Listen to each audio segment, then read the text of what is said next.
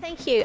So nothing really prepared, but I'm just going to tell you the story of how I got to be here now. I am the Conservation Projects Planner at the Christchurch City Council, which means I work in Brendan's team.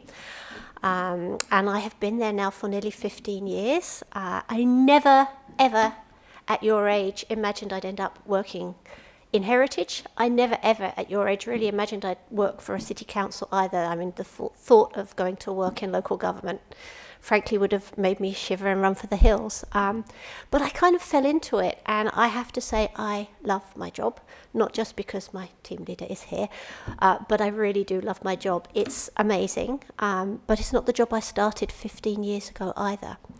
And that's one of the beauties of heritage, and the thing I love most about it is that it is evolving and it's growing and it's ever changing. A real light bulb moment came for me about 3 years ago when I was working on the heritage strategy, and I sat down with the Papatipa Runanga, this little white girl from England who came along, knew nothing about the Māori heritage that we have here and mana whenua values or anything. And the first thing they said to me is, well, what do you call heritage? And I said, well, old things. And they said, heritage is everything. It's what we're doing now. What we are doing now in this room, this is our heritage, this is our whakapapa.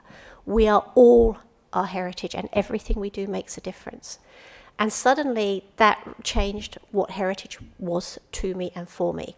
So I'm going to go back a little bit in time to when I started.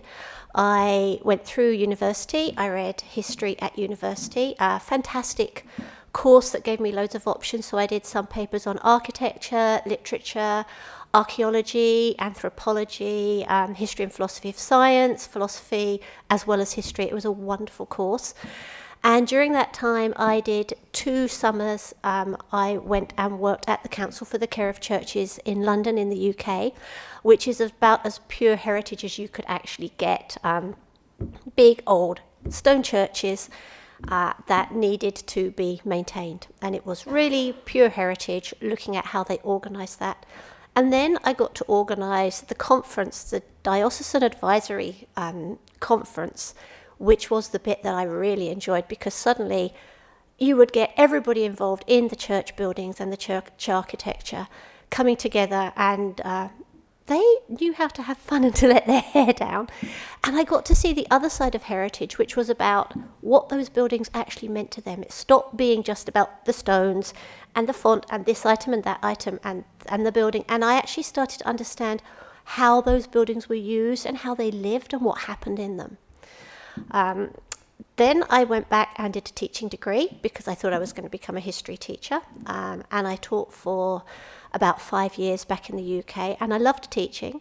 But then I had kids and thought, teaching doesn't really fit in with my life. So I went back to university and I did a master's degree in art history, which had a focus on architecture. Still wasn't really in that heritage field, but I got involved with a building company who were working on a number of quite significant heritage buildings in Colchester, where I was living at the time, and they wanted somebody who could project manage for them. And part of the project management was working with English Heritage, the local council, the planners, the architect, and all of those people.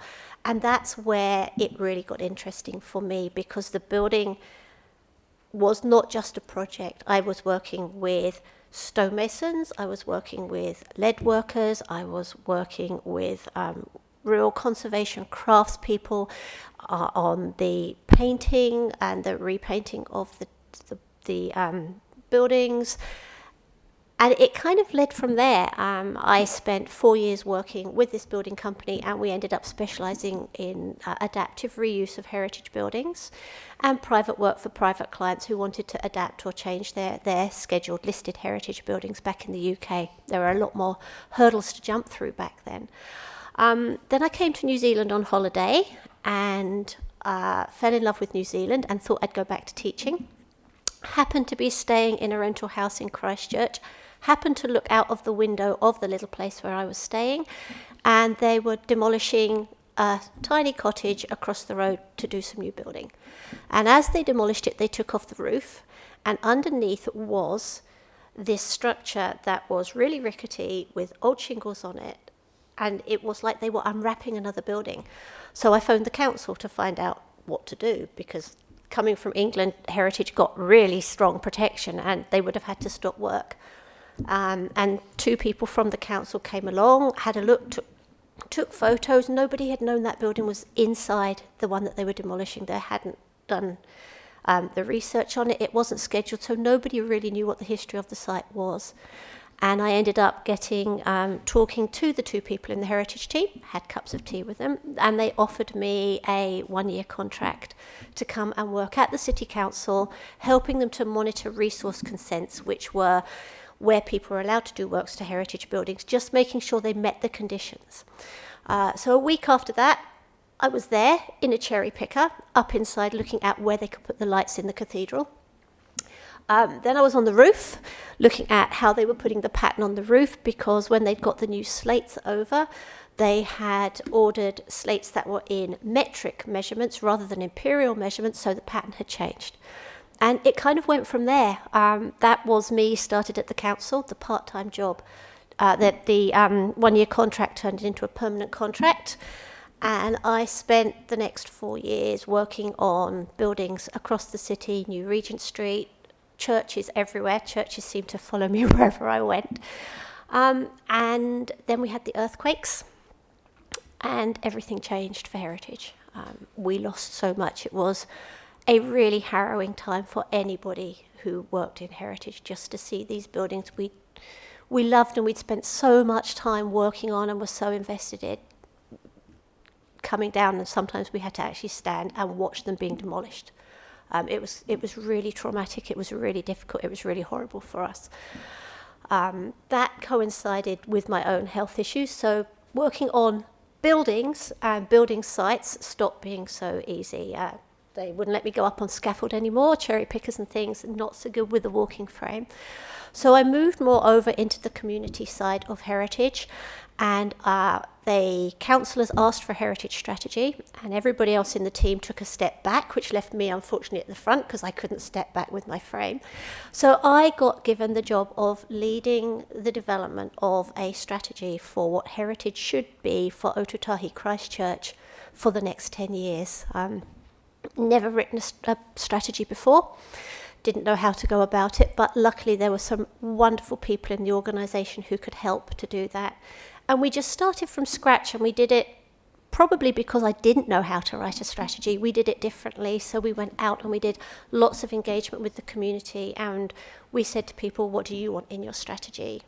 How should it look? And we actually wrote it in partnership with Ngāi Tahu and other iwi and the Six Papatipa Runanga and the community. And that really changed my direction. That's when I had the conversation about heritage is everything we do now.